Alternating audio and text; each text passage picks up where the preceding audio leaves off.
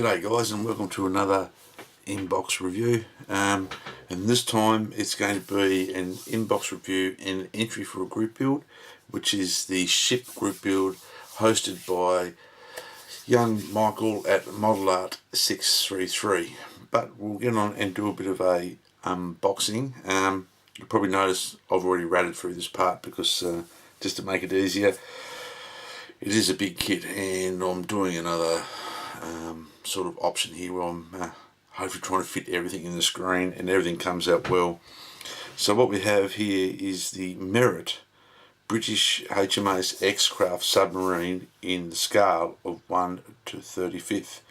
The kit number is 63504, and a bit of a quick rundown on this. These X-Craft submarines. It was a midget submarine developed by the British Royal Navy for special warfare.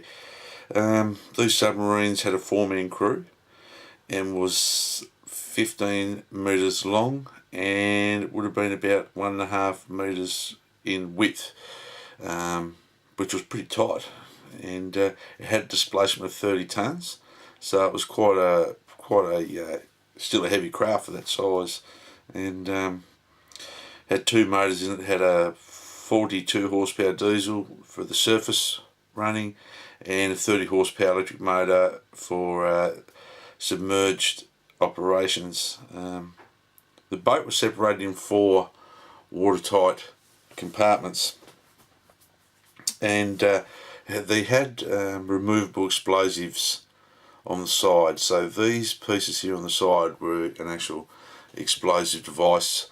In one of John Mills' films, Beneath Us the Waves, they do the attack on the turpits, and these explosives were very highly reactive to water. They'd explode if they had any water leach into the explosion. I can't think of the name of it now, sorry guys, but as it goes, that they were mounted on both sides, these explosive packs. So, and on September the 20th, 1943, 6 of these X-Craft submarines were used in an attack German warships in a Norwegian port. Unfortunately, only 2 X-Craft succeeded in detonating these loads they had on them, and inflicted enough damage to the turpits. It actually kept it out of commission until April 1944, until virtually it was sunk by Lancasters and Tallboy bombs. I hope I've got that right. So yeah, it's a really good, really nice machine, and I've never seen this in a kit before, and when I did see it, look, I couldn't help myself, I had to get it, and being on 1/35th scale, I thought it'd be quite a nice kit. So we'll take the lid off the box, and I'll move a few things around because I had to prop this up to stop the glare. And as you can see, I have opened it up just to make things easier. So in the box we have one set of instructions, a set of decals, a colour guide which might give you the hint of where it's come from, one sheet of photo etch. We'll all have a look at these parts later. We've got 1, 2,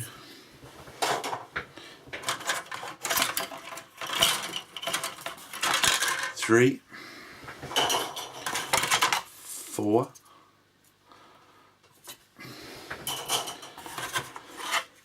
5 screws moulded in a plastic, which is very familiar to trumpeter. Anyways, what we'll do now is we'll have a look at some instructions, and the instructions themselves look very trumpeter-ish as well. So Mr. Merritt could be doing a deal with Mr. Trumpeter, I think, or Mr. Bronco, but I say trumpeter. Anyway, basic instruction. It's got 12 pages for memory. My memory is not really good. Yes, 12 pages. And it will start off just with the basic layout. So I'll give you sprue A, B, C, and there's 2 identical sprues in D. your little tiny photo etch, and your decal sheet. Construction starts as always with the hull side, so we're assembling the basic hull. It's telling you to add some details on the inside for the watertight hatches. Always clearly letting you know which way is the pointy end of the boat, the bow, the bit that goes forwards, if you're lucky. And we'll flick to the next page.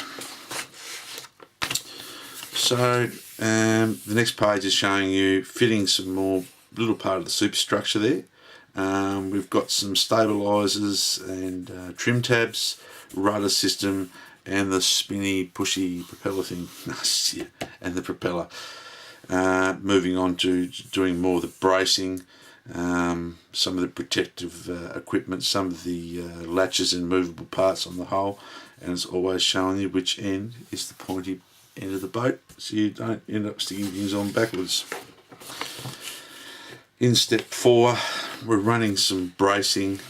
I'm not too sure what that is. It is bracing, I think. I haven't done a lot of research on this. Some more protective cutting devices, I'd say there were, so they didn't snag up through anti-torpedo netting, and hopefully didn't drag any of the underwater mines into themselves. They could cut the cables off. We've got adding hatches now. We're building the hatches up in a little sub-assembly.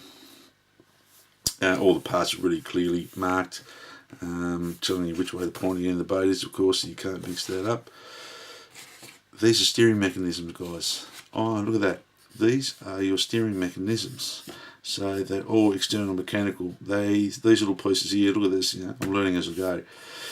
These protect the steering mechanism pieces, so it's very simple, nothing hydraulic there, it's all mechanical.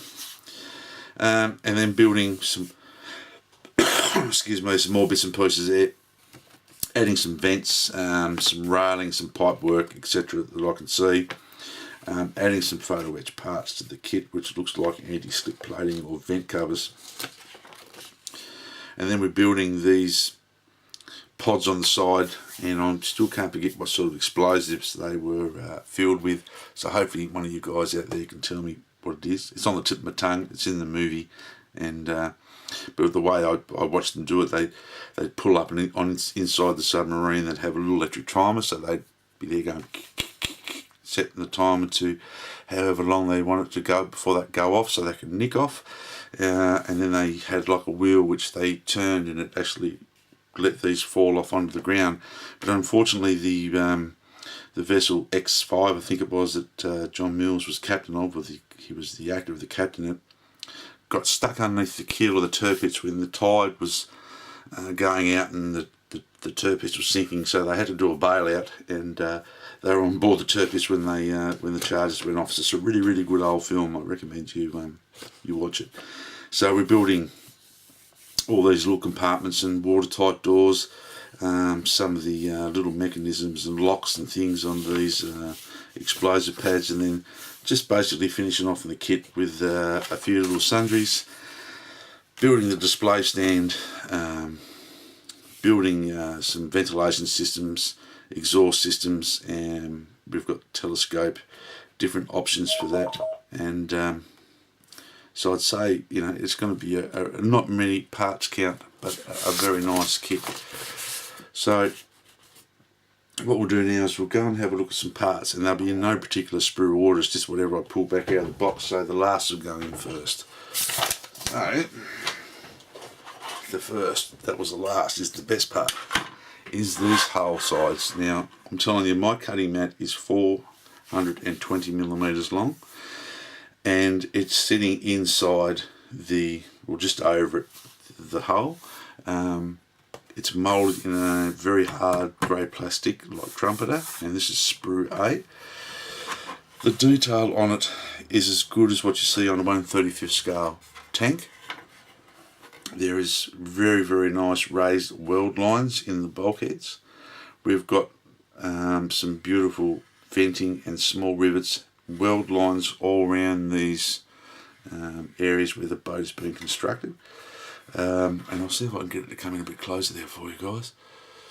if you can see some of the weld lines there, I mean, it's really well done. I know I've got a bit of extra light on this because I wanted to show you there's no sink marks, there's no flash. It's really good. The detail is really good, and even being a dark grey vessel, I think this kit will do well with some weathering. I wouldn't over weather them. I don't think they were quite beaten around a lot. They're only sort of pulled out and used on special occasions by the Royal Navy Special Operations, but very good, very happy. That was sprue A. The next one we'll go to is, I've got here now, let me get my little piece of white cloth here with the old good old paper towel. This is sprue C. So this is the parts for your telescopes, some pipe work, some of the protective gear for your steering mechanisms, a little bit part of the conning tower, and a name plaque for the submarine.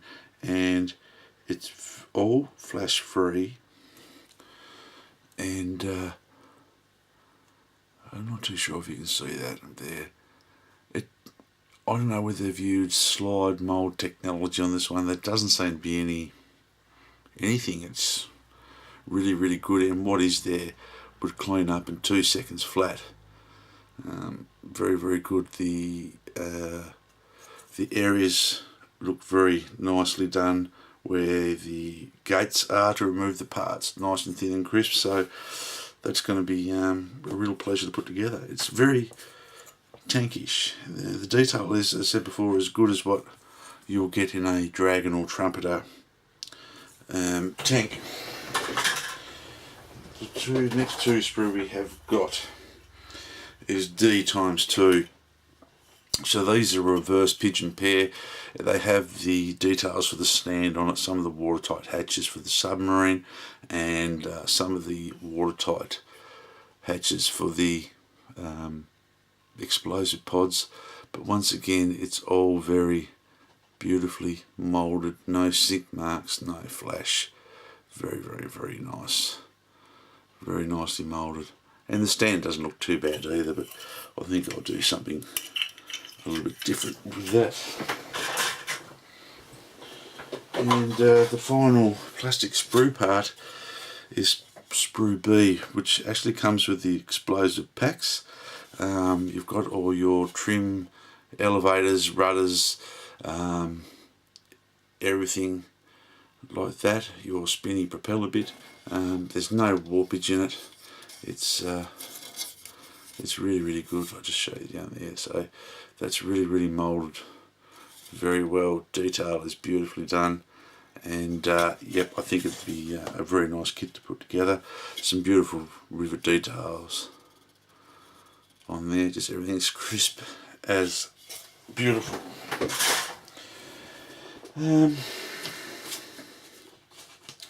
We'll have a look at the photo etch part now. I don't know if you remember in my review of the HMS Zulu, the 1350th Tribal Class Destroyer, we were talking about how things were packaged that were damaged, or to keep things from damaging. And this is the etch set. Oh, sorry about the glare there, guys. This also has the same plastic as the trumpeter kit. See the plastic covering to hold everything together to protect it, and it's even got the same writing on it. So I'd say Mr. Merritt might be hanging around with Mr. Trumpeter and getting him to do a few kits, and just make me think things look a little bit the same. Next part we'll have a look at is a very simple decal sheet. We don't get any hull numbers or anything like that, but what we do get is a couple of the British naval ensigns. We've got one in the stationary position and another one there that looks like it's been moulded to, so we can display it as flying in the wind. They look very, very good. The decals are very, very thin, a bit glossy if anything, but that's what they make dull coat for. So yeah, the decals, that's all you get is 2 flags. There's nothing else in the kit decal wise. And finally we'll go and have a look. Move my cloth again there. We'll have a look at the painting guide, which is very, very basic once again. You've got to make sure this is that glossy that's getting the glare out of it. So, I'm sorry about that, guys. It once again looks very, very trumpetish the way it's been done. There's 2 colour call-outs for the kit. It does do the same as what a trumpeter kit does, and label Mr. Hobby, Vallejo, Model Master, Tamiya and Humbrol. There's 2 colours in the kit, and one's medium gunship grey and the other one is gold. So it's a very simple paint job, but it will sort of lend itself to weathering and some different variations and panels and washes and things like that, so it will look quite good. So that's it, guys. It's the Mighty Merit X-Craft Submarine. So this will be my entry, or one of my entries with luck, to the model ship build run by Michael at Modelart 633, and I'm looking forward to doing this, working out how I'm going to display it's going to be the thing. When I thought 1/35 scale, I thought I might be able to load it onto a Scammell tank transporter, the Thunder Models kit. Obviously it's a little bit bigger than what I thought, so I'm going to have to do a little bit of research to see how they transported these bad girls along, and work out how I'm going to do it. But very good kit. If you do see it about, this kit retails at McKean's Model World for $79.95. You probably pick it up a lot cheaper where you guys are.